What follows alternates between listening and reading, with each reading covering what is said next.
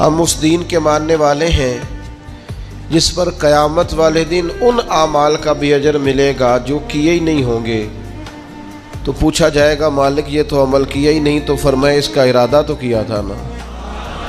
نیت تو تھی نا، تم خالص تو تھے نا، موقع نہ بن سکا، تمہارے لیے اسباب نہ ہو سکے، لیکن اجر تو ملا۔ اور امام غزالی فرماتے ہیں کچھ اعمال لے کر فرشتے اللہ کے حضور حاضر ہوں گے، رب کریم فرمائے گا واپس لے جاؤ ان اعمال، میرے لیے نہیں کیے، یہ تو کسی اور کو دکھانے کے لیے کیے۔ آپ جب تک نیت کا وضو نہیں کرتے، ارادوں میں اخلاص پیدا نہیں کرتے،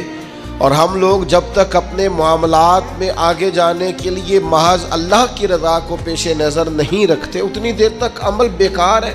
اس لیے کہ نبی پاک صلی اللہ تعالی علیہ وسلم نے فرمایا رب نہ تمہارے مالوں کو دیکھتا ہے، نہ تمہارے چہروں کو دیکھتا ہے، وہ تو تمہارے دلوں کو دیکھتا ہے۔